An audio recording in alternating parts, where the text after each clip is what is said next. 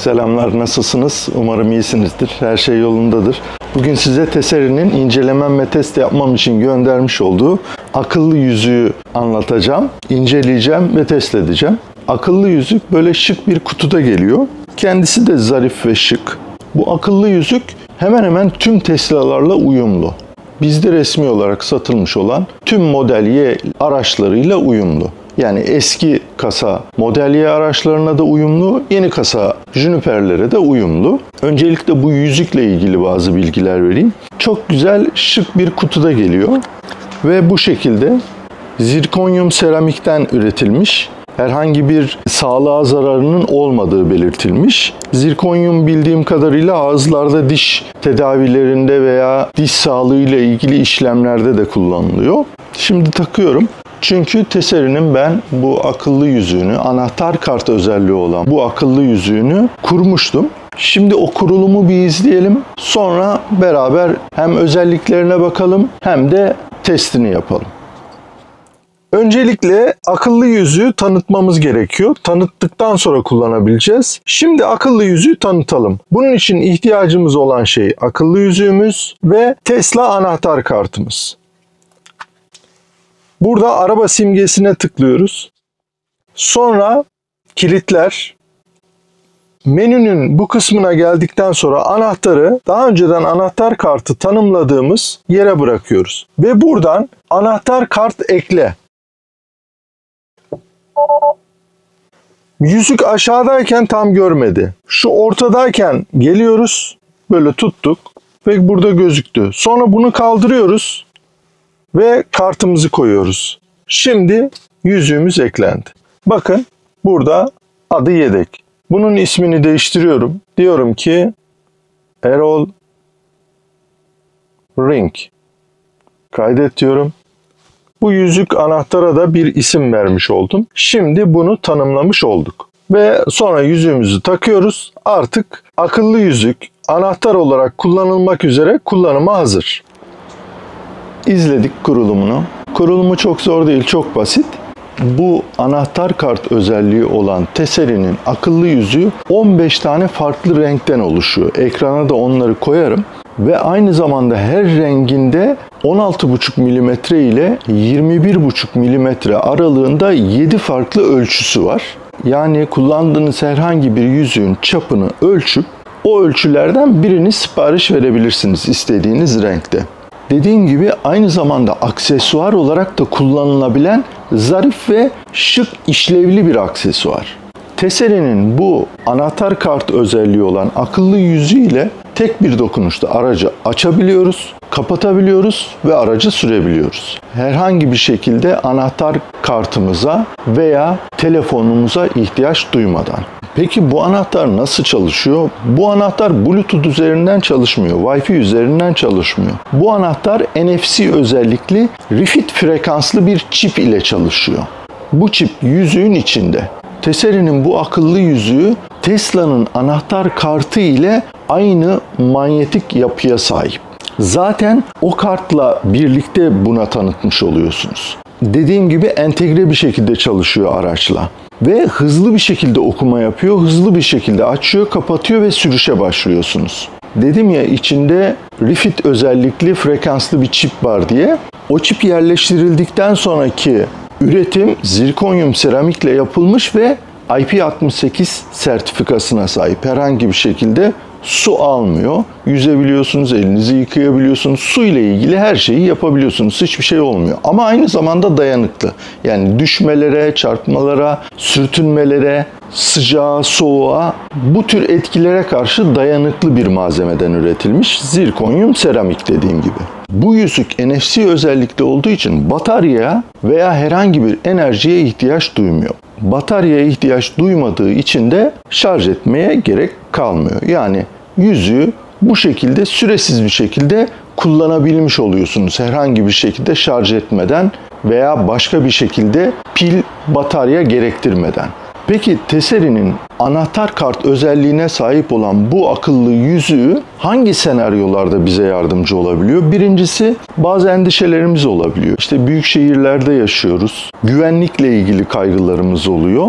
Örneğin cep telefonumuzu düşürdüğümüzü düşünelim. Kırıldığını düşünelim. Bluetooth'unun bozulduğunu, çalışmadığını düşünelim. Yanımızda eğer anahtar kartı yoksa aracımızı çalıştıramayacağız. Ama bu her zaman yanımızdaysa her zaman bir ikinci güvenli yolumuz var. Bir başka senaryo, telefonumuzun şarjının bitmesi. Telefonumuzun şarjının bitmesi durumunda o tür senaryolarda da bu devreye giriyor akıllı yüzük. Yine anahtar kartımızı kullanıyorsak, telefonla değil de anahtar kartla aracımızı çalıştırıyorsak ve aracımıza binip iniyorsak, o zaman da anahtar kartımızın kaybolması durumunda veya çalınması durumunda. Her iki anahtar işlevli olan telefon veya kartımızın çalınması durumunda da devreye giriyor. Bir başka şey de örneğin denize gitmek istiyoruz. Denize gittik, yalnızız. Cep telefonumuzu kıyıda bırakmak istemiyoruz. Cüzdanımızı kıyıda bırakmak istemiyoruz. Arabanızı atarsınız, denize gidersiniz, yüzersiniz, dönersiniz, açarsınız, binersiniz ve sürersiniz. Yani cep telefonunun yanınızda bulundurmama özgürlüğü bazı sportif aktiviteleri içinde işe yarayabiliyor. Yüzme gibi, yürüyüş gibi, koşu gibi yanımızda telefonu veya herhangi bir şekilde cüzdanı, kartı bulundurmak istemediğimiz zamanlarda da Tesseri'nin bu anahtar kart özellikle akıllı yüzüğü devreye girmiş oluyor. Çok önemli bir senaryo daha var. Yakın zamanda belki izlemişsinizdir. Bir arkadaşın başına bir olay geldi. Hangi sebeple olduğunu bilmiyoruz. Henüz açıklanmadı. Arka bagajını açtılar ve bazı eşyalarını çaldılar.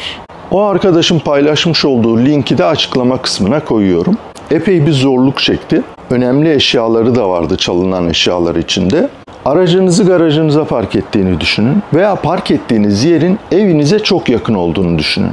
Bluetooth mesafesinin çok yakın olduğu koşullarda bu tür hırsızlık olayları, arabayı açıp arabanın içindeki bir şeyleri alma, çalıştırabilirse arabayı çalıştırıp gitme gibi senaryolarda olabilir. Yani güvenlikle ilgili senaryolarda da Tesseri'nin anahtar kart özellikli bu akıllı yüzüğü devreye girmiş oluyor.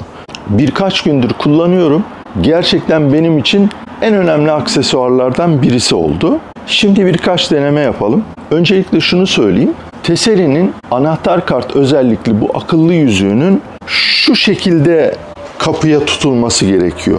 Parmağınızdaki konumunun bu şekilde olarak kapıya tutulması gerekiyor. Eğer şu şekilde olarak yani dik bir şekilde kapıya tutulmuş olursa, o konumdayken parmağınızda kapıya tutulmuş olursa açmıyor. Çünkü şu yuvarlağın içindeki kısımda çip ve oradan frekans alıyor. Şimdi deneyelim her ikisini de. Bakın şimdi şöyle deneyeceğim, açılmayacak. Açılmadı. Çünkü dik bir vaziyette denedim. Şu şekilde denersem anahtarın yuvarlağını görmüş olacak. O şekilde şimdi deneyelim. Bakın açıldı. Yuvarlağın içi buraya görünecek şekilde parmağınızı tutmanız gerekiyor. Şu şekilde de olabilir. Açıldı. Çünkü anahtarın içi burayı görüyor. İçi burayı gördüğü için açılıp kapanmış oluyor.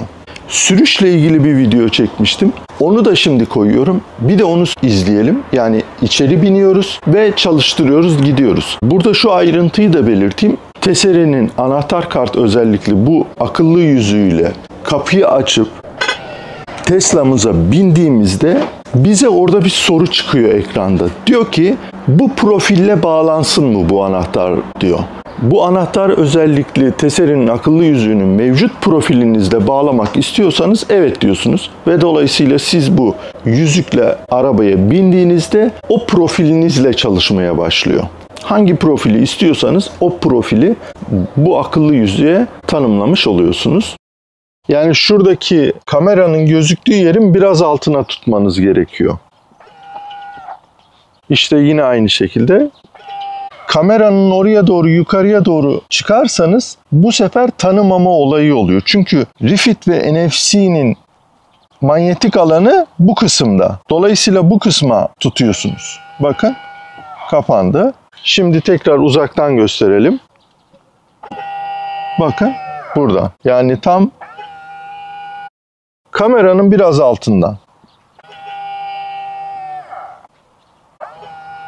Bakın çok net bir şekilde şu kısımdan yani. Şimdi araca girdiğimizde ekranda şu şekilde bir uyarı çıkıyor. Bakın hemen Erol Yılmaz geldi burada. Yani benim önceki sürüş profilim. Kolay girişe tıklayayım. Bakın diyor ki sürücü profili bağlansın mı? Yani bu yüzüğümüzle biz bindiğimiz için K-Kart bu profilinize bağlanırsa eğer siz bindiğinizde K-Kart'la bağla diyorum ve bağladık. Dolayısıyla ben bu yüzükle bindiğimde daha önceki telefonla girdiğim profille sürüşe başlamış oluyorum. Bu da güzel bir özellik. Tesla yüzüğümüzle bindik ve bu şekilde sürüşe başlıyoruz ve devam ediyoruz.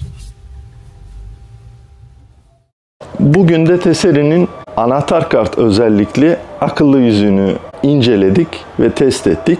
Eğer fiyatı da size uygun gelirse farklı renklerde ve ölçülerde Tesseri'nin Tesla için anahtar kart özellikli bu yüzüğüyle ilgili linkini açıklama kısmına bırakıyorum ve aynı zamanda %10 indirim kodunu da hem ekrana yazıyorum hem açıklama kısmına bırakıyorum. Aynı zamanda Tesseri'nin Tesla'larla uyumlu çok farklı aksesuarları var. Bazı çeşitli aksesuarları da açıklama kısmına koyuyorum.